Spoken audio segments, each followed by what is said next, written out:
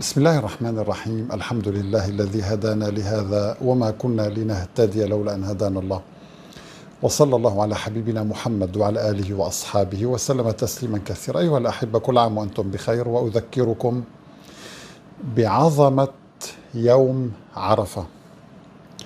هذا اليوم يعتبر من أحب الأيام إلى الله سبحانه وتعالى. نبينا عليه الصلاة والسلام كان لديه رؤية عميقة لما يدور من حوله. كان يصوم الاثنين والخميس، وعندما سئل يا رسول الله لما تصوم يعني هذين اليومين بالذات، يعني ماذا قال؟ قال: تصعد الأعمال إلى الله يومي ماذا؟ الاثنين والخميس، وأحب أن يصعد عملي وأنا صائم.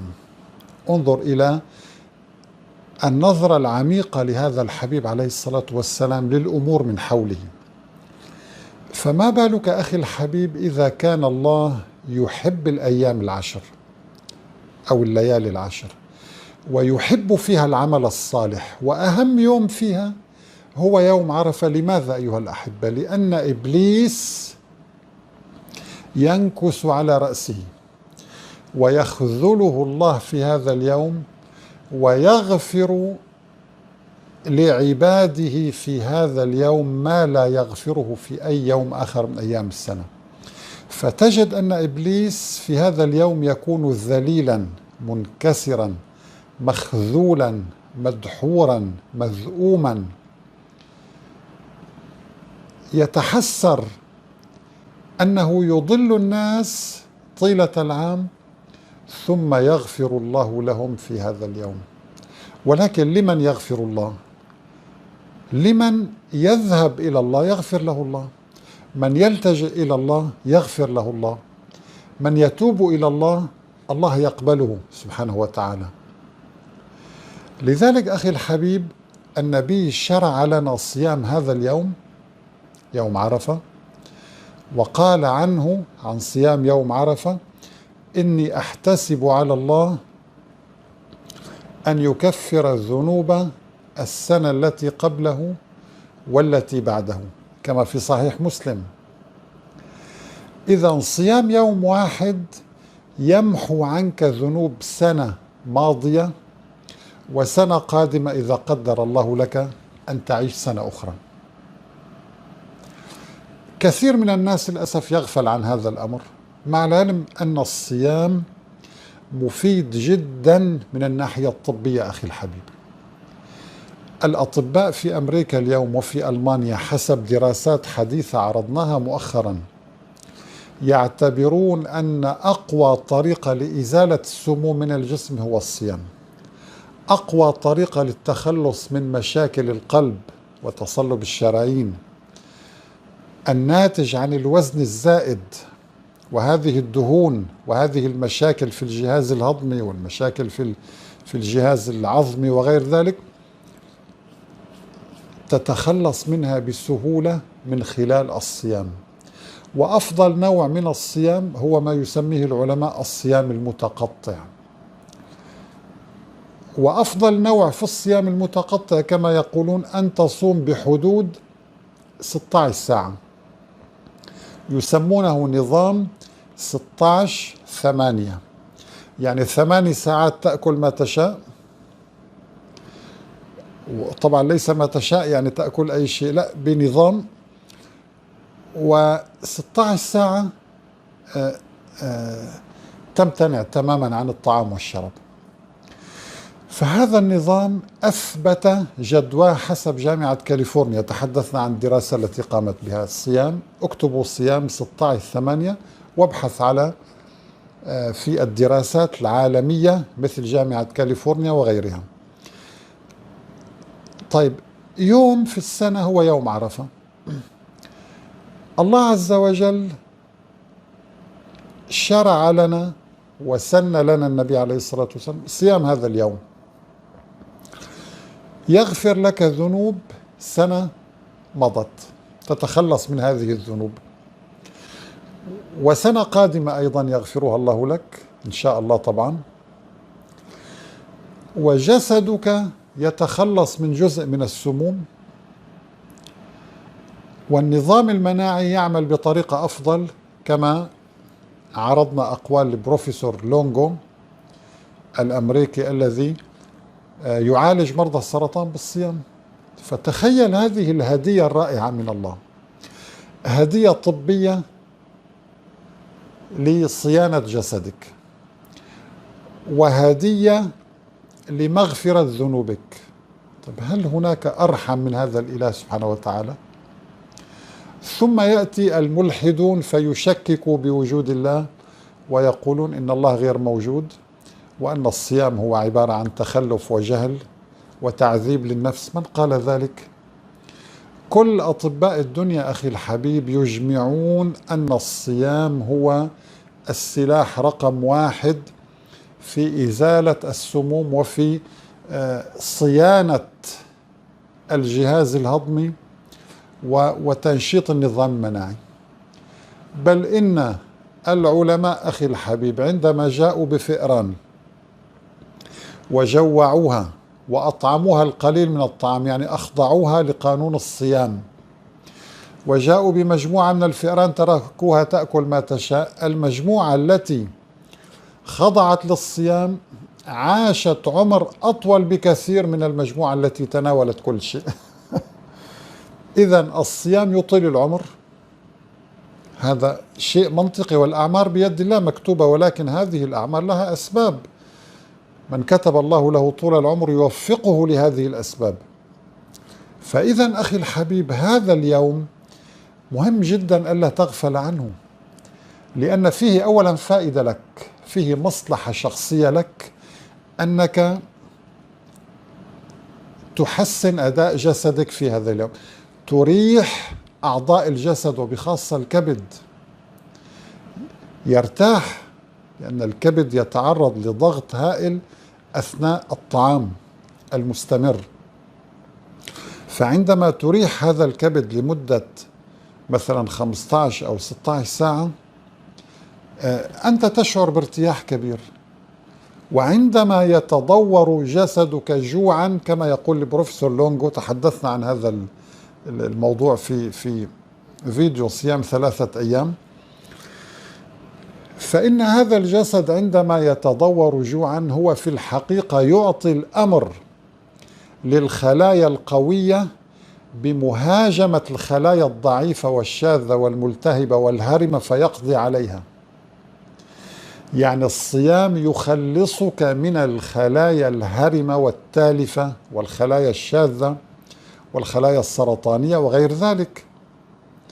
طيب إذن هذه فائدة شخصية لك، حتى لو كنت ملحدا لا تؤمن بالأديان، الصيام شيء جيد بالنسبة لك. لماذا تحاربه؟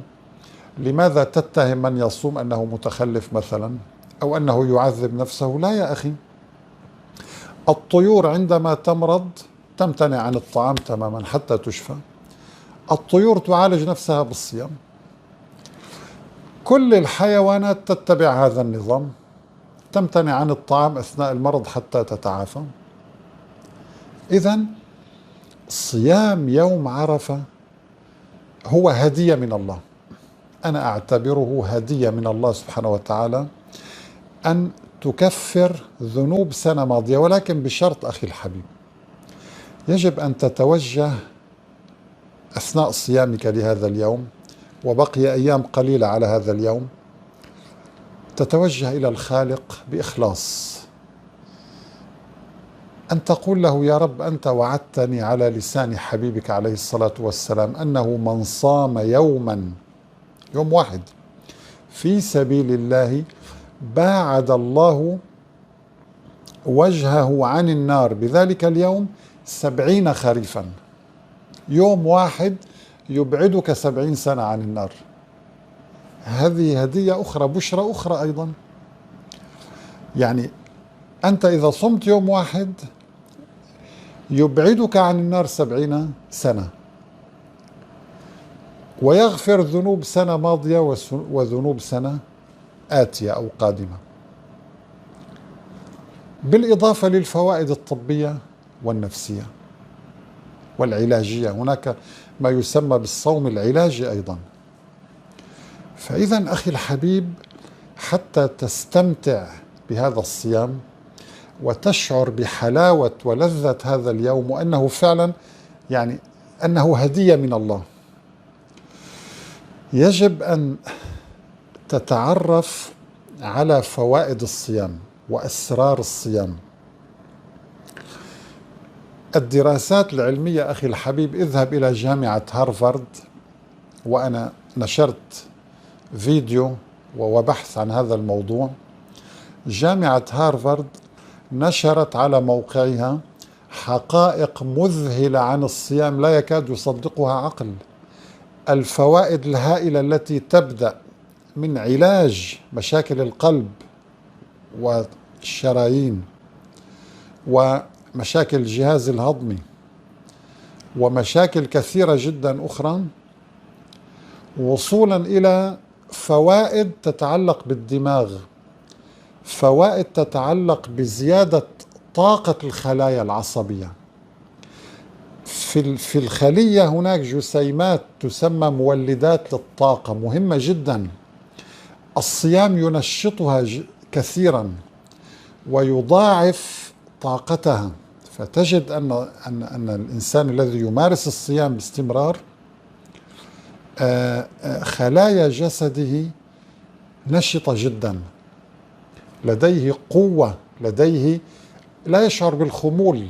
يعني هناك كثير من الناس يشعر بانحطاط البدن والخمول، وأنه لا ينجز أي عمل على الرغم من كثرة الأفكار وكثرة المشاغل، تجده خاملا هكذا. السبب هو قلة الصيام أو عدم الصيام. ربما أكثر من الصيام، وبخاصة الاثنين والخميس، 3 أيام البيض، شهر رمضان، 6 أيام من شوال، يوم عرفة، وصم ما تشاء أيضا، لأن النبي عليه الصلاة والسلام كما في الحديث الشريف كان يصوم حتى يظن الناس أنه لا يفطر أبدا، وكان يفطر حتى تظن أنه لا يصوم. يعني كان النبي عليه الصلاة والسلام يتبع نظاما يراعي أنه يصوم كثيرا عندما تتطلب الحاجة لذلك. في أوقات الجهاد، أوقات معينة يفطر لأن الحاجة تتطلب ذلك. معظمنا اليوم كثير الجلوس وراء الكمبيوتر، وراء شاشات الموبايل وغير ذلك. لذلك الصيام مفيد جدا لمن لا حركته قليلة، لأنه ينشط الخلايا، ينشط هذه الدورة الدموية. الجلوس الطويل أخي الحبيب يجعل بعض خلايا الجسم تتلف وتهرم بسبب عدم النشاط وعدم الحركة. الصيام يقضي على هذه الخلايا الضعيفة والهارمة وفق آلية تحدثنا عنها أيضا تسمى الالتهام الذاتي. وهذه الآلية هناك عالم ياباني نال عليها جائزة نوبل في عام 2016. هذه الآلية حيث الخلية القوية تلتهم الخلية الضعيفة، تنشط هذه الآلية أثناء الصيام. سبحان الله. يعني كلما صمت أكثر تجد أن الخلايا الهارمة والضعيفة والتالفة، خلايا الدم هذه والخلايا الجلد وغير ذلك، والخلايا الملتهبة هنا في الرئتين، هناك بعض الالتهابات لا تعالجها الأدوية، الصيام يعالجها أخي الحبيب. لذلك أنت عندما تتعرف على فوائد الصيام الطبية ستحب هذا الصيام. عندما تعلم أن الصيام هو تنشيط لمناعة جسدك ضد كل الأمراض، بالفعل أنت تستشعر حلاوة الصيام في هذه الحالة. وبنفس الوقت عندما تدرك أن الله عز وجل جعل للجنة 8 أبواب، كما قال النبي عليه الصلاة والسلام في الحديث الصحيح: للجنة 8 أبواب. فيها باب يسمى الريان، لا يدخله إلا الصائمون. اللهم صل على سيدنا محمد. انظر الهدايا والكرم والمبشرات، أن هذا الباب مخصص لمن يكثر الصيام، وبقية الأبواب لآلاف الأعمال الصالحة. نحن لدينا آلاف العبادات والأعمال والأخلاق والصبر والصلاة والزكاة والصدقات وفعل الخيرات وتدبر القرآن، أعمال كثيرة جدا بالآلاف. تخيل أن باب كامل من أبواب الجنة مخصص للصائمين، وهو من أهم أبواب الجنة. حتى إن الملك سبحانه وتعالى قال: إلا الصوم عمل ابن آدم كله له، يستفيد منه لمصلحته، إلا الصوم فإنه لي وأنا أجزي به. سبحان الله.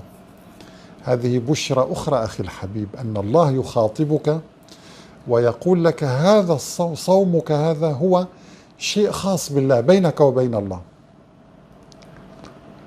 فانظر يعني إلى عظمة هذا الصيام الذي معظمنا يغفل عنه للأسف. في ألمانيا أخي الحبيب هناك مشافي مهمتها أن تعالج المرضى بتقنيات الصيام. الصيام لدينا نحن المسلمين فريضة في رمضان، وسنة مؤكدة في خارج رمضان، مثل يوم عرفة والاثنين والخميس والأيام البيض وغير ذلك. فإذا أخي الحبيب استفد من هذا اليوم، وحاول أن ترفق هذا الصيام بحسن الخلق، أن تتصدق، أن تبر أبويك، أن ولو تليفون تصل رحمك، أم، أب، إخوة، أقارب. يعني لا تترك هذا اليوم يمر هكذا. اعمل برنامج منذ الآن. قل أنا لدي برنامج يوم الوقوف بعرفة، يوم عرفة لدي برنامج للصلاة والزكاة وقراءة القرآن وبر الوالدين، أن تفرح أمك ولو بكلمة، إذا لم تملك شيئا من المال تفرحها بهدية أو بشيء، فرحها بكلمة طيبة، والكلمة الطيبة صدقة كما قال النبي عليه الصلاة والسلام. حاول أن تعفو عن إنسان أساء لك، تصلح ما بينك وبينه، وتكون أنت سببا في صلة القربى، لأن الله سبحانه وتعالى يحب في هذا اليوم العمل الصالح، يحب الصدقة. إذا كان لديك صدقة أخرها لهذا اليوم. وطبعا الليالي العشر كلها العمل الصالح فيها أحب شيء إلى الله سبحانه وتعالى مما سواها. إذن اعمل برنامج، حاول وأنت صائم أن يصعد عملك الطيب إلى السماء في هذا اليوم. قل أنا سأجلس وأحفظ سورة قصيرة من القرآن، أجلس وأتدبر القرآن ولو ربع ساعة أو نصف ساعة. أنا سأزور فلان، سأسامح فلان ظلمني، سأخبره أنني سامحته وغفرت له وعفوت عنه. في هذا اليوم أنا سأدعو إلى الله. ومن أحسن قولا ممن دعا إلى الله. اجلس وانشر العلم النافع. اليوم ميسر أخي الحبيب، الدعوة إلى الله أصبحت وأنت في غرفة نومك تستطيع أن تدعو إلى الله، وهذا من رحمة الله وكرمه أنه هيأ لنا هذه الوسائل الإلكترونية. أرسل فيديوهات فيها علم نافع، فيها تفسير آية، فيها إعجاز، فيها حديث للنبي عليه الصلاة والسلام، فيها معلومة نافعة بشكل عام. هذه دعوة إلى الله لها أجر عظيم عند الله سبحانه وتعالى. لذلك يعني أقول في ختام هذا اللقاء أحبتي في الله، لا تنسوا صيام هذا اليوم. أسأل الله عز وجل أن يتقبل منا ومنكم طاعتكم في هذه الأيام المباركة.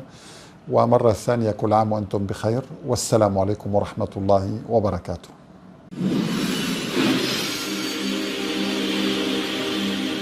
حتى يتبين لهم أنه الحق.